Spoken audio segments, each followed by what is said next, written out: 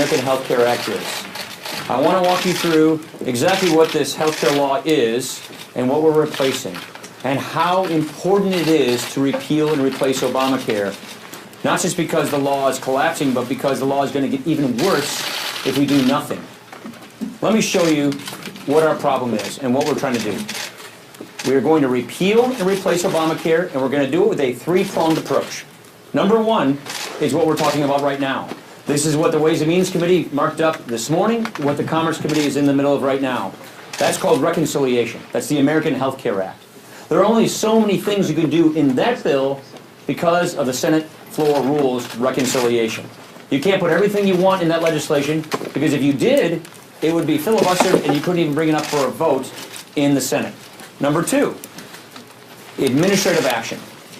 This law, Obamacare, has 1,442 sections or instances that gives the Secretary of HHS enormous amounts of discretion to administer health care. Meaning, I don't think Barack Obama, Nancy Pelosi, and Harry Reid, when they crammed this bill through, ever thought Donald Trump would be president and Tom Price would be the Secretary of HHS.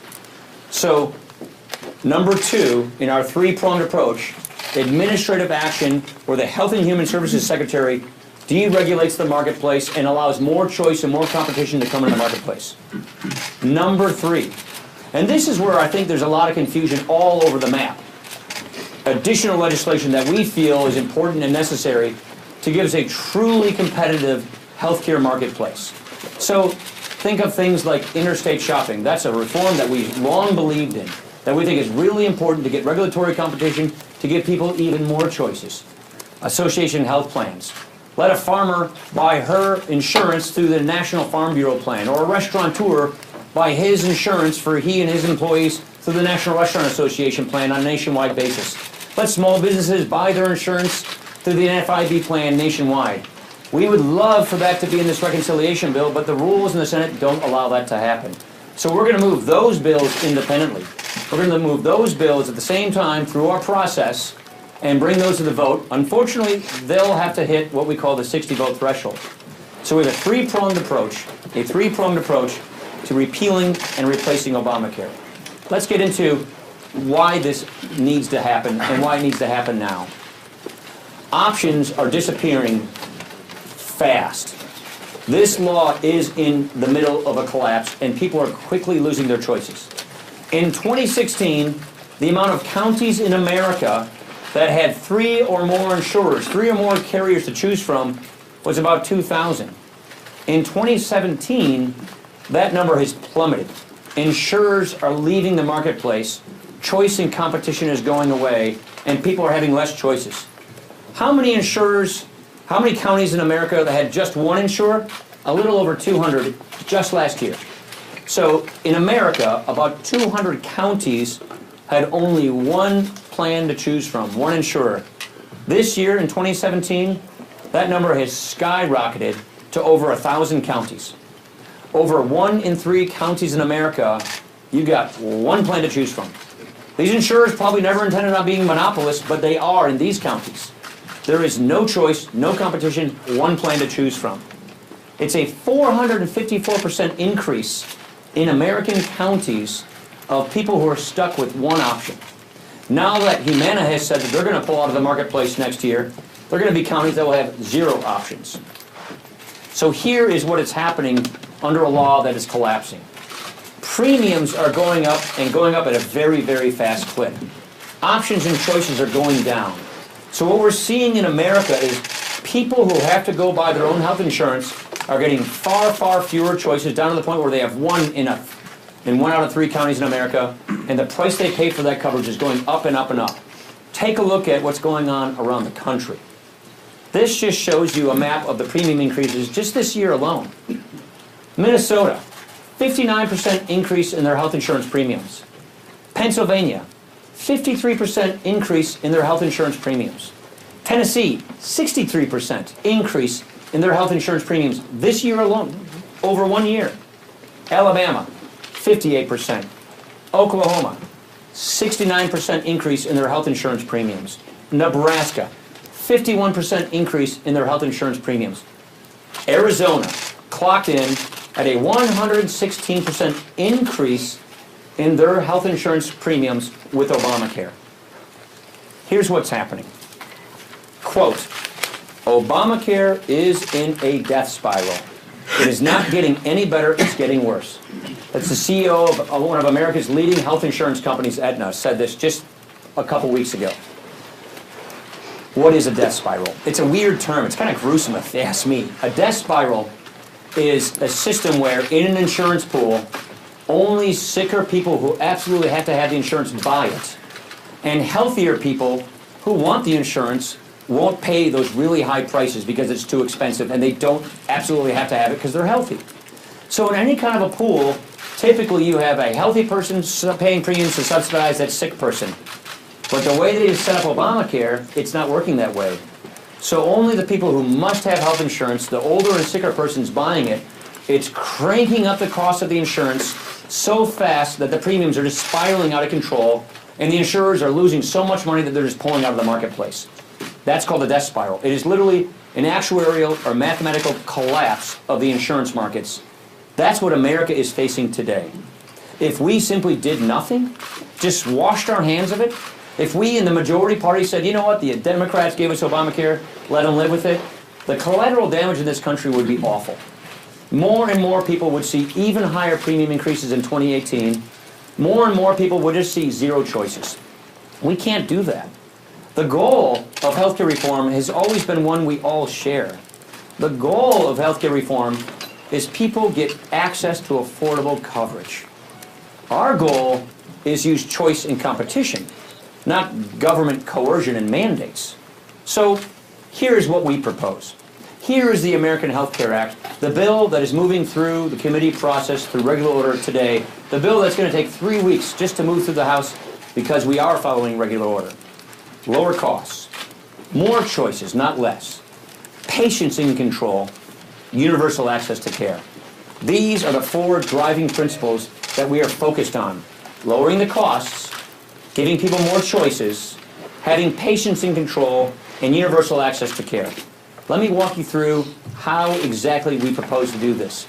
These are long-standing conservative principles that those of us who've been working in healthcare for about 20 years have been fighting for, dreaming about, working toward.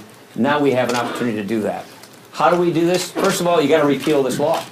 You've got to repeal the taxes in Obamacare, the $1 trillion in taxes on Obamacare that make it harder to make medical devices, that make it harder to lower costs in health insurance, that drive up the cost of healthcare. The spending in Obamacare is getting out of control. It's a debt explosion.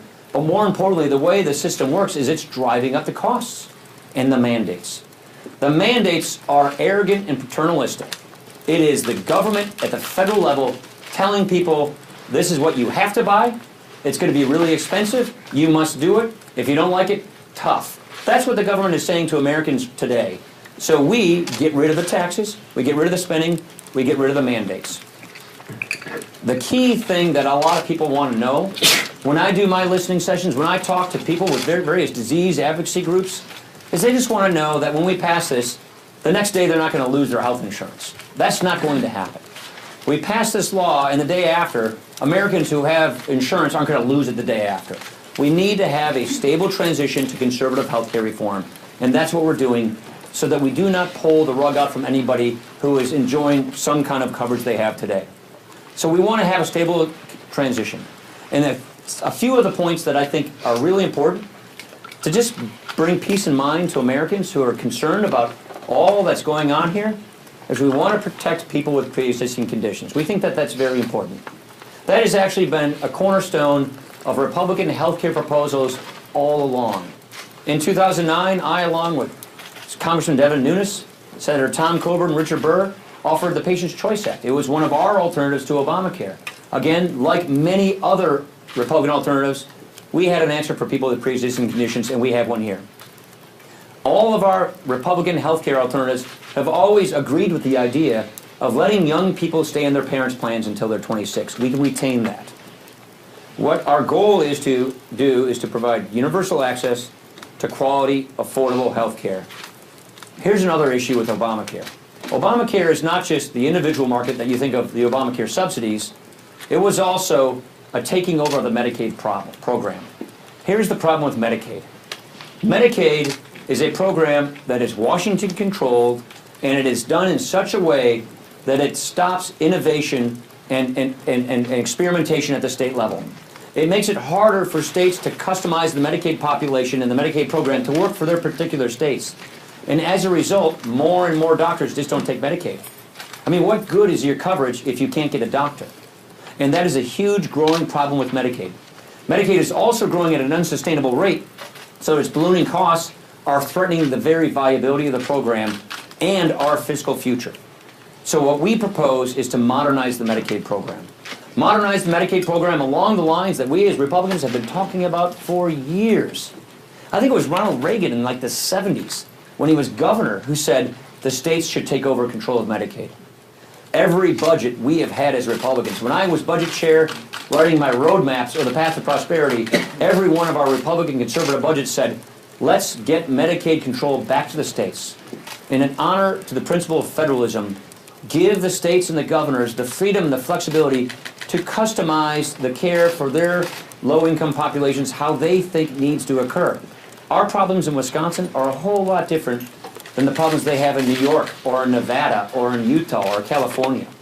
So we propose more efficient spending, bring the spending on Medicaid to something that is sustainable so it doesn't go bankrupt, and have a safety net for the most vulnerable. Give local control to our states and our governors so that they can craft and customize Medicaid to work for their populations. How do you protect people with pre-existing conditions? I think this is probably one of the most important issues of them all. Here is basically what happens today. Under the current system, we have costs driving up. On the current system, options are going away, as I just described. Choices are fleeting, prices are going up, and under the current system, the fatal conceit of Obamacare is that we're just going to make everybody buy our health insurance at the federal government level. Young and healthy people are going to go into the market and pay for the older, sicker people. So the young, healthy person's going to be made to buy health care, and they're going to pay for the person, who gets breast cancer in her 40s, or who gets heart disease in his 50s. So take a look at this chart. The red slice here are what I would call people with pre-existing conditions, people who have real health care problems. The blue is the rest of the people in the individual market. That's the market where people don't get health insurance in their jobs, where they buy it themselves. The whole idea of Obamacare is the people on the blue side pay for the people on the red side. The people who are healthy pay for the people who are sick. It's not working, and that's why it's in a death spiral. Here's how we propose to tackle this problem.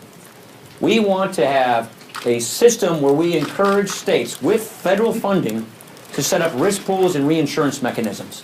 So for example, in Wisconsin, we had a great risk pool that actually worked so that people with real high health care costs and diseases and pre-existing conditions could still get affordable health care. Well, Obamacare repealed that.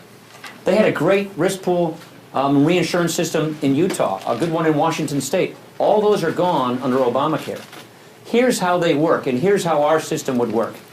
We would directly support the people with pre-existing conditions. Let me give you a sense of this. 1% of the people in these markets drive 23% of the costs. 1% of the people in the individual health insurance market drive 23% of the costs. So a reinsurance program is to cover more than just the 1%, to cover the people who have high health care costs. So by having state innovation funds to go to the states to set up these reinsurance programs, we would directly subsidize the people who have pre-existing conditions. Direct support for the people with pre-existing conditions so that everybody else has cheaper health insurance. What you do when you do this is the individual market, the people who don't have pre-existing conditions, they have much more stable prices. Let me give you an example. Take a small business that has 40 employees. Let's say that 4 people in that business get cancer. Well, under that business has to pay for all those cancer patients, all those cancer treatments. So the other 36 people in that 40-person pool get hit with much, much higher premiums to pay for the 4 that got cancer. That's how insurance works today. And that is one of the reasons why this thing is going bankrupt. Here's our solution. Let's make sure we just cover the people who have pre-existing conditions. Make sure that reinsurance or risk pools kick in for those 4 people in that small business that get cancer, subsidize that coverage, and what you do by doing that is you dramatically lower and stabilize the price of insurance for everybody else.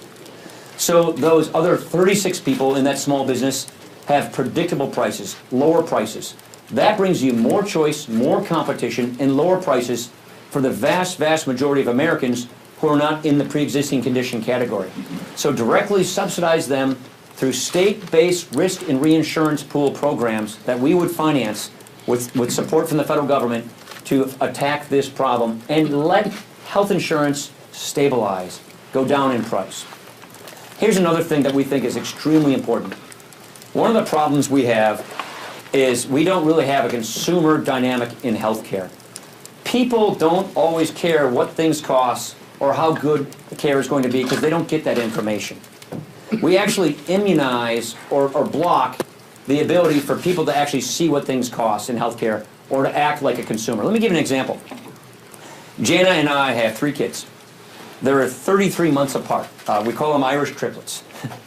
Our 3 kids had 3 tonsillectomies over the course of 3 years in Janesville, Wisconsin from the same ENT at the same hospital. At each one of these times, I tried to find out, what's this tonsillectomy going to cost? Never could I get that answer to that question.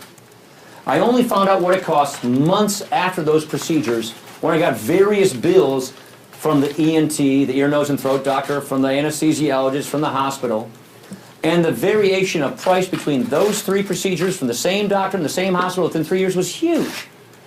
One of them, the recovery bill, the recovery for my son, he sat in a lazy boy, ate Jell-O, watched SpongeBob for 2 hours. That was $1,400. I mean, this stuff is crazy. We don't shop like this for anything else we buy in our life. Why should we shop like this for health care? And so what health savings accounts achieves, this is a law that I helped write in 2003, something that we as conservatives have been fighting for the whole time, is we want to increase health savings accounts, which is what we do in this bill, so we have more competition and lower costs. Here's the point I'm trying to make. In 2000, I got LASIK surgery. The reason I can see you all so well is because in 2000 I got this LASIK surgery, which was elective. Insurance didn't cover it. And so I knew exactly what the procedure was going to cost up front. And since then, this excimer laser that does this procedure has been revolutionized 3 times, and the price is lower. So in this area of healthcare, quality went up and costs went down because I cared as a consumer what it was.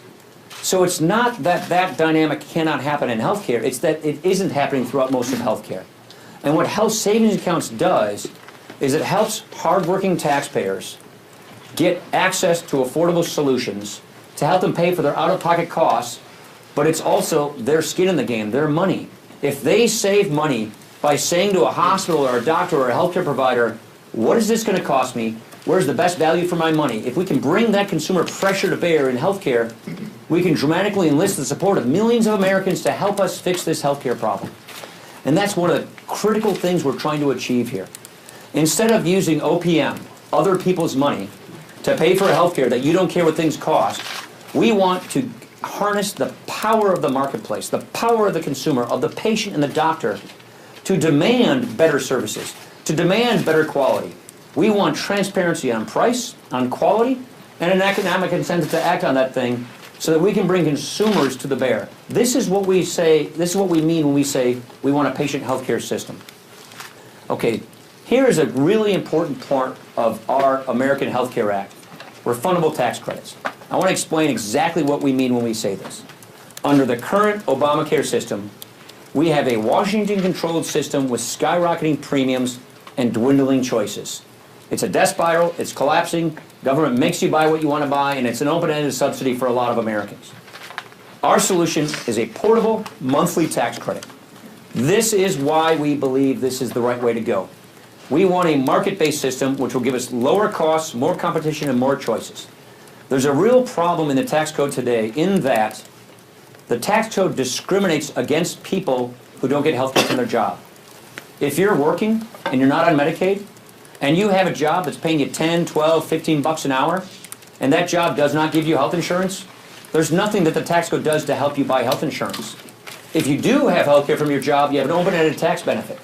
So what we're saying is, that's really kind of not fair to the man or woman who's working at a job that doesn't get health insurance offered to them, Let's equalize the tax treatment of health care and give people the same kind of tax benefit to go buy health insurance if they don't get it from their job. And giving a person a monthly a portable tax credit gives them the ability up front to go buy health insurance of their choosing. And here's the key. You buy what you want to buy. If you don't want to use your tax credit to go buy health insurance, you don't have to. If you don't want to buy this plan, you want to buy that plan, go for it. It's your choice. It's freedom. It's called free market health care. The states get to set up their own health insurance systems. The states get to set up their own regulations so that you can buy whatever you want to buy where you live. That is called patient's choice. That is called a patient-centered system. And that is one of the biggest tools we believe can be used to replace Obamacare. This is part of replacing Obamacare with a system that works to give everybody universal access to affordable coverage. Now, here is where we stand. The current system is riddled with endless regulations that are driving up costs and limiting choices for consumers, and you see how the collapse is occurring. Our solution, greater consumer options. The patient is the nucleus of the healthcare system. We don't want insurance companies becoming monopolies looking for favoritism in a cronyistic way at Washington. We want health insurers, hospitals, doctors, all providers of healthcare benefits competing against each other for our business as consumers. That is how the great American free enterprise system works in all other aspects of our lives and our economy. That's what should work in this system as well. So the result, you choose the plan that meets your needs. You buy what you want to buy, not what the government tells you to buy. So our goal here is final as this. Lower costs, more choices, patients in control, universal access to care. There are 2 points I would make in conclusion. We as Republicans have been waiting 7 years to do this. We as Republicans who fought the creation of this law and accurately predicted that it would not work, ran for office in 2010, in 2012, in 2014, and in 2016 on a promise that we would, if given the ability, we would repeal and replace this law. How many people running for Congress and the Senate did you hear say that? How many times did you hear President Donald Trump, when he was candidate Donald Trump, say that? This is the closest we will ever get to repealing and replacing Obamacare. The time is here, the time is now, this is the moment, and this is the closest this will ever happen. It really comes down to a binary choice. We now have the ability, through the budget rules that we have in the Senate, with our three-pronged approach, to actually make good on our word. We told people in 2016 what it would look like when we had the chance to replace Obamacare. That was our Better Way plan. That's what this is. So we said in 2016 to our citizens, to the American people, to our constituents, if you give us this chance, this opportunity, this is what we'll do. Now is our chance and our opportunity to do it. Questions? Chad. Thank you, Mr. Speaker. You say this is a binary choice. A two-part question here. Why would somebody not believe this is take it or leave it when you hear from members of the Freedom Caucus and conservatives say take your bill or change it? And number two, when the Democrats approved cap and trade in the summer of 2009, there was much criticism of a manager's amendment, which was put in at the end, to make that bill ripe for passage on the floor. When we hear these criticisms from Republicans, why would we expect something like that not to emerge in this case to make that bill okay to pass and get their votes? So I would answer it in this way. What people are talking about, and there's a lot of frustration, a lot of confusion, frankly, out there among conservative groups and even among members, is reconciliation has certain limits. So there are folks who would love to see us put in this reconciliation bill all these other ideas. One conservative group is saying, by golly, you better put shopping across state lines in this bill or we're not going to support it. Guess what, Chad? If we did that, we wouldn't be able to pass this bill. It would be filibustered in the Senate. It wouldn't even come up for a vote. So the last thing we want to do is prevent our ability to actually get law made. So it really is a conversation about the third prong approach. The other bills we're going to pass outside of reconciliation, which in the House we're a majority body, we can pass, that go to the Senate. So much of the conversations are about moving this other agenda on the same track around the same time to get these things done. The last point is, as you know the process, but a lot of people don't, we're going through 4 different committees. That's how legislation works through regular order. We just did the Ways and Means Committee last night. We're in the middle of the Commerce Committee. Next week it goes to the Budget Committee, and then it goes to the Rules Committee before it goes to the House floor. The bill will be out there for 3 weeks to be looked at. Go to readthebill.gop. It's a 123-page bill. It's not 2,000 pages of something that they just whipped together and flipped to the floor like they did. We didn't write it in Harry Reid's office on Christmas Eve. This was written by our committees. And let's back up a second even further. This bill has been worked on for a year. This bill was worked on from January to June last year so that we could offer our constituents and the American people in our Better Way agenda what we would replace Obamacare with. We offered it up in June. We ran on it all through the election, and now we've translated it into legislation. And even backing up further, these 2 key components, block granting Medicaid back to the states, defederalizing an entitlement, putting a cap on it, that is something that conservatives have been talking about and dreaming about for decades. And repealing another entitlement, Obamacare, its mandates, its subsidies, its taxes, and replacing it with Republican free market healthcare tax policy. If you told me 10 years ago this is where we would be, I'd think I'd be in a dream. I'd be doing backflips. To conservatives who've been fighting for healthcare reform, this is so exciting. And so what's happening now is members realize this is the chance, this is the once-in-a-lifetime opportunity. So naturally in the legislative process, people are saying, well, I'd love to have this in there, I'd love to have that in there. That's the legislative process. That's what we're going through. And what people are sort of learning is this reconciliation tool is pretty tight. There's a lot of stuff we would love to put in the bill, but unfortunately the Senate rules don't allow us to do that. And that's where you see a lot of confusion, a lot of frustration, understandably so.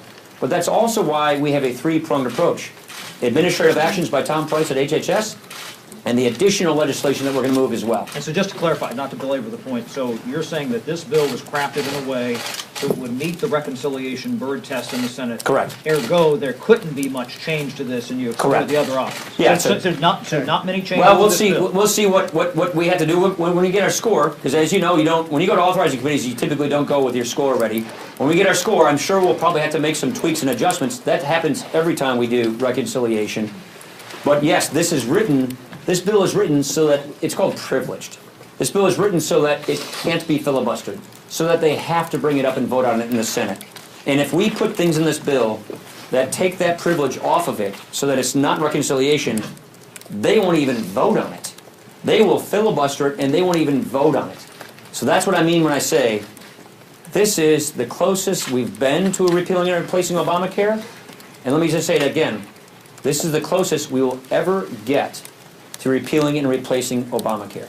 Yeah. Mr. Speaker, how did you come up with the amount that you would give out in tax credits, and why should a family that makes $140,000 a year get the same amount as a family that makes $40,000? It's a really good question. So the amount of the tax credits is based upon the way insurance works. And it's modeled after the Tom Price legislation, which he had last year, which is adjust for age and family size. Because the older a person gets, the more costly their health care is. That's how insurance is written. So the tax credit adjusts more tax credit for the person's age. And then obviously, if you have a bigger family, you have more health care costs, so a bigger tax credit. Now, why is the cap set where it is? And that's something, by the way, 12 members of the Freedom Caucus, for example, were co-sponsors of the Price legislation just last December, which is this kind of a tax credit situation.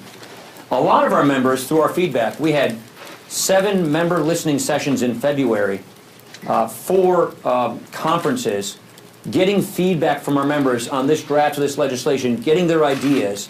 And one of the concerns was we should cap this credit. So like a millionaire that doesn't get health care from their work, but as a millionaire doesn't get a tax credit. So that was something that everybody agreed with, and the Ways and Means Committee made that adjustment. But the reason it's set where it is we don't want to have a job penalty. Go back a few years ago, and when CBO said Obamacare produces job lock. Obamacare says that the equivalent of 2 to 3 million people will not go into the workforce, will not take jobs because of the way the Obamacare subsidies work. What I mean when I say that is, if you set that credit limit too low and a person loses their credit, by getting a raise or advancing in life, you don't want to disincentivize that. So they're set at such a level that that wouldn't occur. Well, they're set at such a level so that it really is for a middle-income family, or even an upper middle-income family, so that we never tell a person, don't take that raise, don't get that job, don't take that promotion. We don't want federal tax law or tax credits to ever encourage a person not to advance, not to take a job, not to get a raise. That's Well, why. where's the Last $2,000 question. figure come from? Let me go in the back. Kayla Tausche, CNBC. You'll need companies on board to provide the optionality that you're talking about. And almost every industry organization has come out against this. The reason why there isn't as much participation as customers might like is because these companies can't offer these products and still make money. Yeah. How do you get buy-in It's a- from the business community? It's a great example. Here's what people are not seeing, which is number two. Tom Price, for legal reasons, can't tell you what he's thinking about doing. There's laws that prevent that. We can do so much deregulation through the executive branch by the Secretary of Health and Human Services. He actually just put one regulation out the other day, which will go a long ways toward lowering the cost of health insurance. So they haven't even seen yet what our Secretary at HHS can do in number two, in phase two here, where they actually can dramatically lower the price of health insurance. So those companies haven't seen that yet. So there are no concessions you So can offer let me in just this finish, state. don't interrupt if you don't mind. Here's the other point. We have basically a few options in front of us. Number one, do nothing, let the system collapse. What the insurers are telling us is, if you thought a 25% average premium increase was rough in 2017, it's going to be a whole lot more than that in 2018, and more insurers are going to pull out. So the insurers are telling us, if we don't know what's going on come late spring, we're going to have massive premium increases and pullouts, and you'll collapse the individual market. What they also tell us, though, is if you only repeal the law, just gut and repeal the law, as some folks are suggesting, then you'll have triple-digit premium increases, and you'll collapse the individual market. You got to remember, if we just repeal Obamacare, it's not like life in the world goes back to life before Obamacare. Obamacare did so much damage to the U.S. health insurance system that it's not as if you can just go back to the day before. So that's why we are offering a better way. That's why we're offering the American Health Care Act. That's why we're offering a system that brings choice and competition back into the marketplace, gives people to the use of risk pools, health savings accounts, and tax credits the ability to go find affordable coverage, and that brings insurers back into the marketplace. The insurers are telling us that will bring insurers back into the marketplace. If they can actually offer the plans that people want to buy, not the plans that people are making them buy, they'll have more plans being offered. There'll be more choice and more competition. That is what brings down costs. And in conjunction with all the administrative things that Tom Price can do, those efforts together can help dramatically save our system and give us low-cost health insurance, better quality health insurance, and access to affordable health insurance. Don't forget how all this works together. Subsidize the sick and the pre-existing condition through risk pools and reinsurance. Health savings accounts to bring the consumer in the marketplace, to put pressure on providers to compete for our business based on cost and quality. And then give families who have jobs but don't have the kind of jobs that gives them health insurance benefits the same kind of tax benefit everybody else gets. So they too, at the beginning of the year, at the beginning of the month, can go buy a plan that best meets their needs. That is how you fix and save the system from the crash that it is occurring. And we're very, very confident that will work that way. Thank you for indulging me. Thank you for putting up with my town hall presentation. I just think it's really important to try and iron out all the differences. To show that there's folks who say, gosh, you should have this and that in this bill. Reconciliation doesn't let you do it. We're doing it here. People who say, well, these regulations are so expensive and so costly. Tom Price at HHS can fix those things. We can fix this problem. We promised the American people we would fix this problem. And the way to fix this problem is to repeal Obamacare and replace it with a patient-centered, market-based system. This is something that we as conservatives have been